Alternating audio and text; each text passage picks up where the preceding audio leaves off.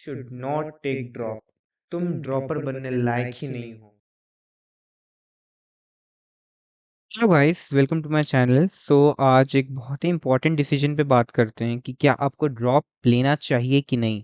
क्योंकि मैं खुद एक ड्रॉपर रहा हूँ तो मैं एक अच्छे से बता सकता हूँ कि आगे का जर्नी कैसा रहने वाला है। सो मेरा नाम प्रांजल है एंड मैं सेकेंड ईयर हूँ आईआईटी बीएचयू में। अभी फर्स्ट ईयर ख़त्म हुआ है, अभी सेकेंड ईयर में आया हूँ। मैं बता सकता हूँ कि आप किस सिचुएशन में होंगे अभी कि जस्ट अभी रिजल्ट्स आए हैं, चाहे वो एडवांस के या मेंस के पहले आए हों, या फिर वहीं आपको ताने पड़ रहे होंगे कि शर्मा जी के लड़के कितने आए हैं, वो तब आईआईटी जा रहा है, एनआईटी जा रहा है। आपसे क्वेश्चंस उठाए जा रहे होंगे कि आगे का क्या सोचा है। आप सारी जो गलतियाँ आपने करी हैं 11th-12th में, वो सब आपके दिमाग में चल रही होंगी कि काश यार ये कर लिया होता, अच्छे से उस टाइम पढ़ लिया होता तो अच्छे आ गए होते आज। तो कई सारे स्टूडेंट्स ड्रॉप इसीलिए कंसिडर करते हैं कि उनको लगता है कि हाँ, हमें पोटेंशियल है आगे बढ़ने का, या फिर उनको लगता है कि अभी हमने पोटेंशियल को फुल्ली यूज़ नहीं किया है। They just dream a better college की नहीं हमें आईआईटी या एनआईटी में ही जाना है, कोई और प्राइवेट कॉलेज में नहीं जाना है। या फिर उनको रिग्रेट होता है कि नहीं यार, मैंने 11th-12th बर्बाद कर दिया, मैं अच्छे से पढ़ सकता था, मैं फिर से कर सकता हूँ। फिर एक फैमिली और रिलेटिव से प्रेशर होता है कि नहीं बेटा ड्रॉप ले लो, हो जाएगा उससे। तो भाई ड्रॉप ईयर एक टूल होता है, कोई गारंटी नहीं होता। अगर तुम उस टूल को सही से यूज़ करोगे तो वो काम करेगा। तो जेईई कंपटीशन की रियलिटी यही है कि तुम्हें भी पता होगा कि 15 लाख से ज़्यादा बच्चे जेईई मेंस अपीयर करते हैं। मैं अपने अगर बैच का बताऊँ, मेरे कोचिंग में मेरा ऑफलाइन कोचिंग था, तो मेरे कोचिंग में ऐसा था कि 97 प्लस परसेंटाइल कितनों ने लाया था, तो 200 बच्चे थे उसमें से। देख लो भाई, यही रियलिटी है। तो मैं कोई बना नहीं रहा, मैं तुम्हें अवेयर कर रहा हूँ, डरा नहीं रहा। This is what it is. तो मिथ क्या है सबसे बड़ा ड्रॉपिंग का, कि लोगों को लगता है कि ज्यादा टाइम ऑटोमेटिक रैंक इम्प्रूवमेंट ना। रियलिटी यही होता है कि ज्यादा टाइम भले ही दो, तुम 3-4 साल 5 साल दे दो, अगर तुम्हारा वही रॉन्ग अप्रोच रहेगा, जो वही तुम गलतियां दोहराओगे, वही रूटीन रहेगा, तो वही रिजल्ट रहेगा भाई। कई लोग का होता है कि उनके 12th से कम भी आ जाते हैं ड्रॉप ईयर में। सो तुम्हें खुद से देखना है कि तुम कहाँ शॉर्ट पड़े, मतलब कहाँ पे तुमने गलतियां करी। या तो तुमने रिवीजन तुम्हारा पुअर रहा होगा, तुमने कॉन्सेप्ट्स ढंग से बिल्ड नहीं किए होंगे, तुमने मॉक टेस्ट नहीं दिया होगा ढंग से, या फिर तुम प्रोक्रेस्टिनेट करते रहे। और कई स्टूडेंट्स का ये होता है कि वो बर्नआउट भी हो जाते हैं।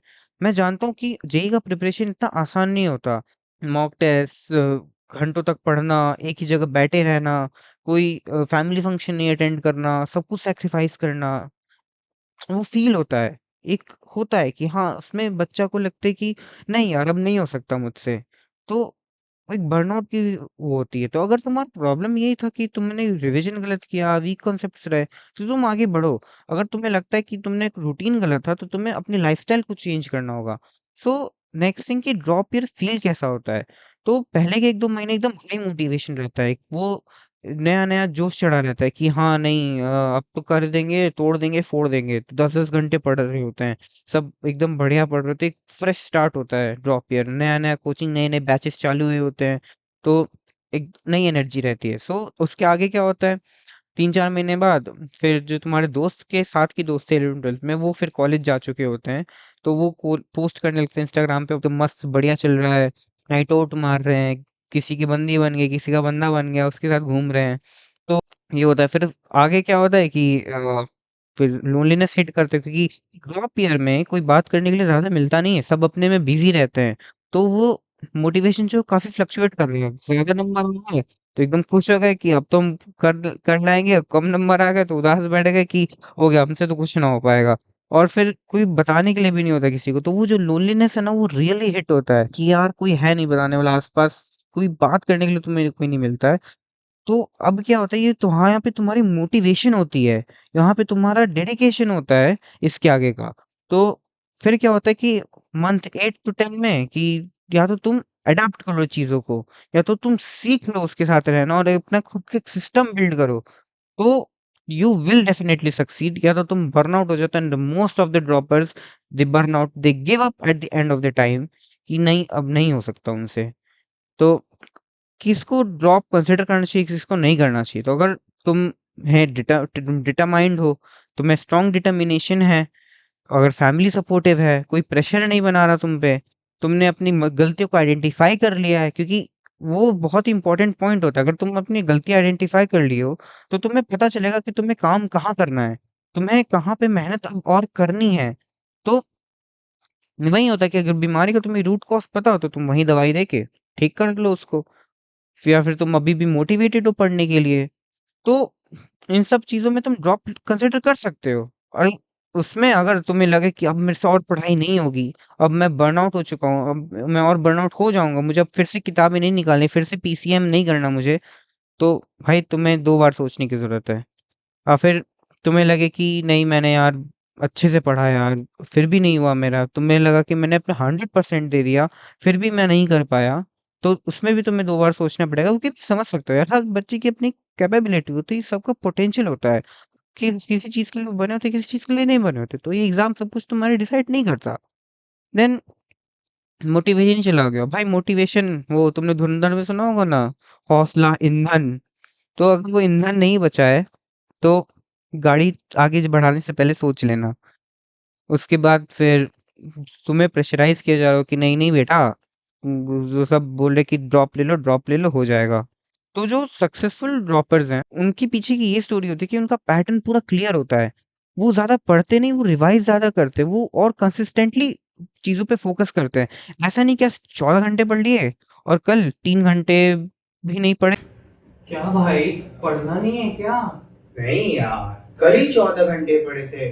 आज थोड़ा सा आराम करने का मन है यार। आज क्या? में। नहीं भाई, तुम्हें डेली 6 से 8 घंटे पढ़ने हैं तो पढ़ने तुम्हें टाइम निकालना है। और एक परफेक्ट रूटीन रखो, एक फिक्स रूटीन रखो। और ऐसा नहीं कि तुम्हें सिर्फ पढ़ाई करनी है। तुम अगर जैसे मैं ड्रॉप ईयर में क्या करता था, मैं जिम भी जाता था साइमल्टेनियसली, उससे मोटिवेशन मेरा हाई रहता था। अगर तुम्हें कोई और चीज़ पसंद हो, कोई तुम्हारा हॉबी हो करने का, तो तुम वो भी फॉलो कर सकते हो।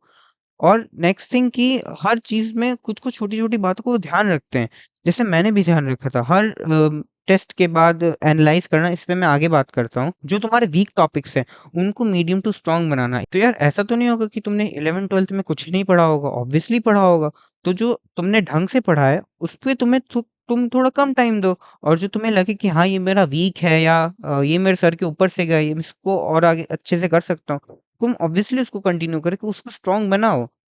तो अब मेरे बारे में तुम्हें लग रहा होगा कि ये कौन आके सुनाने लगा, इसकी क्या रही होगी। तो 2024 जब मेरा करंट ईयर था, तो उसमें मेरे ना 89 परसेंटाइल आए थे।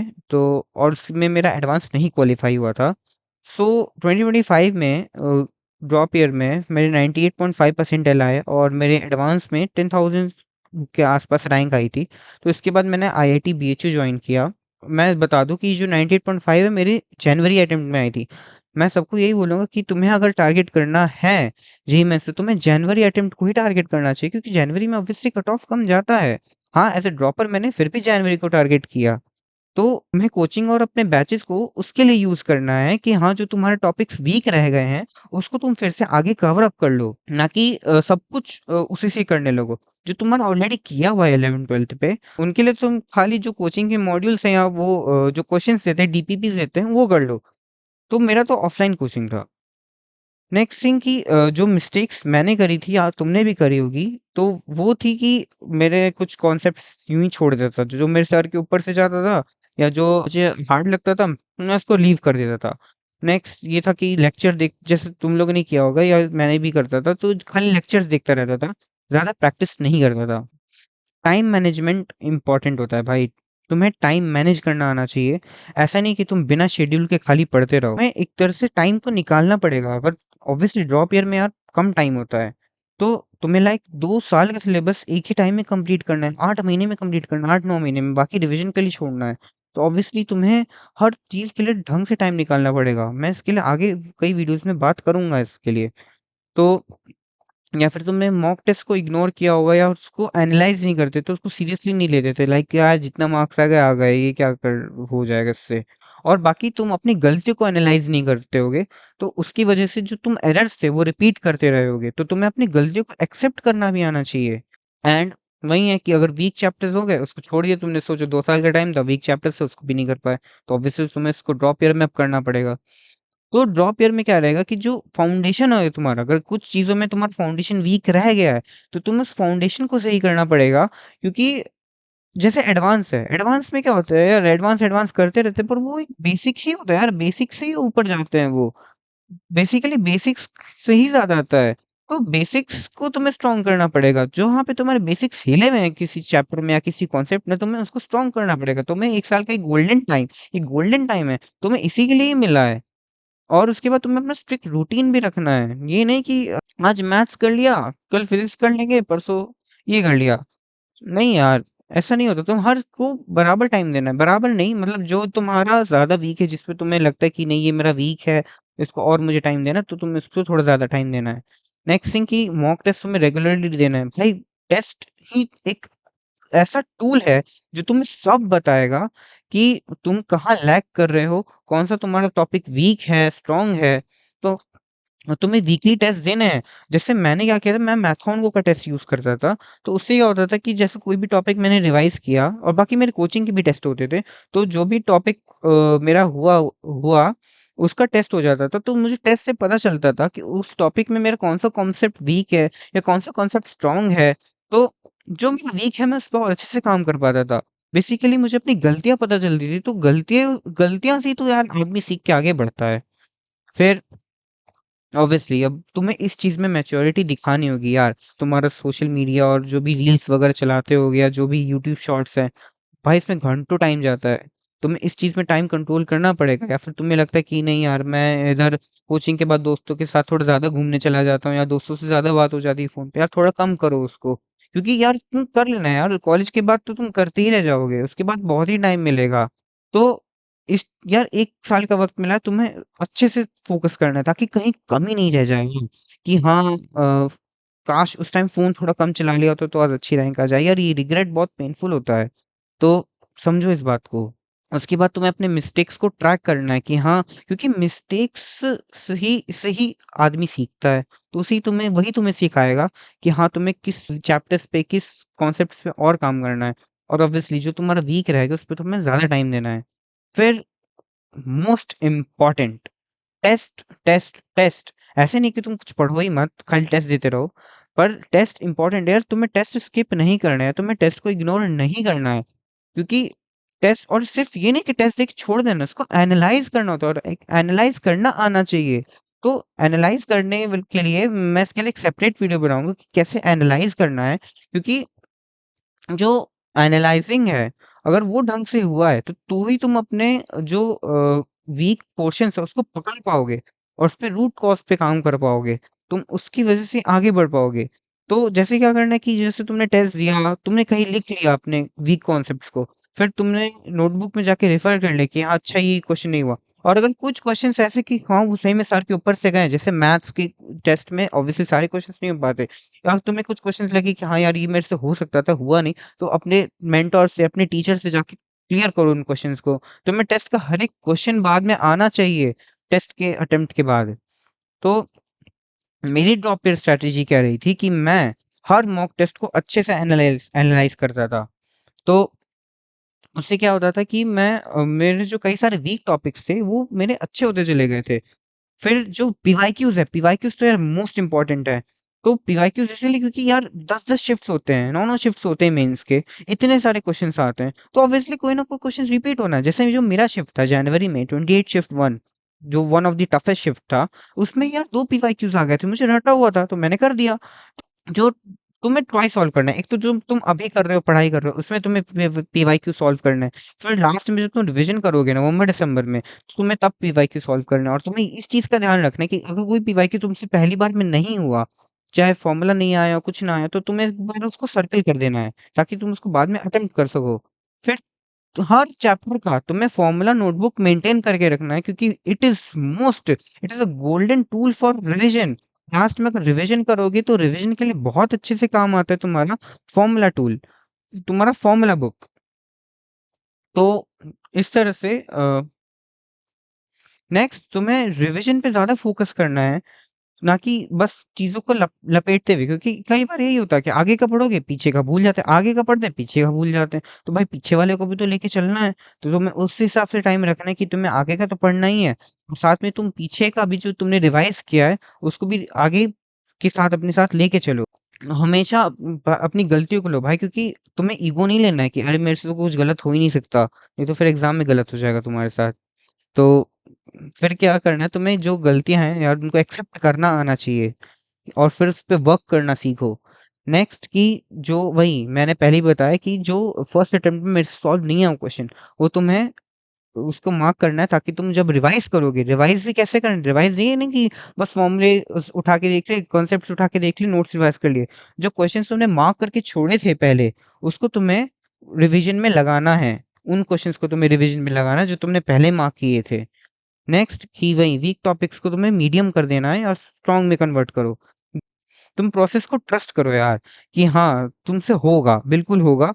और मैं जो सही कर रहा हूँ सही कर रहा हूँ। गाइडेंस के लिए तुम्हारे पास सब कुछ है यार, मेंटर्स है, टीचर्स ऑनलाइन भी सब कुछ है। तो लिटिल बाय लिटिल तुम्हें डेली इंप्रूव करना है खुद को। देन जो रियल जर्नी रहती है ड्रॉप ईयर की, सो ऐसा रहता है कि मॉक्स में कई बार यार स्कोर्स कम आते हैं, तो उस पे तुम्हें गिव अप नहीं करना है यार। कई बार होता है, मेरे साथ भी ऐसा होता था कि मेरे भी बहुत कम-कम नंबर आते थे ड्रॉप ईयर में ही, तो मेरे को लगता था कि यार मैं सही कर रहा हूँ कि नहीं?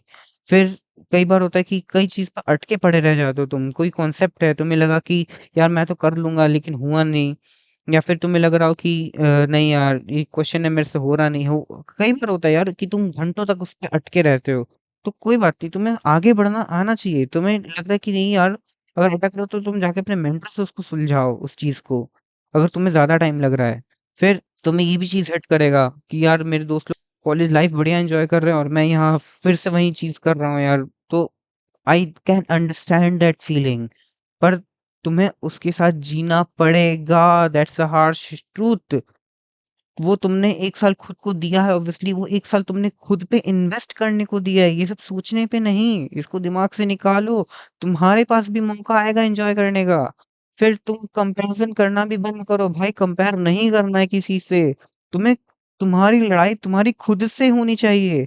तुम्हें खुद को, तुम्हारा कॉम्पिटिशन तुम ही हो, तुम्हें खुद को सुधारना है आगे।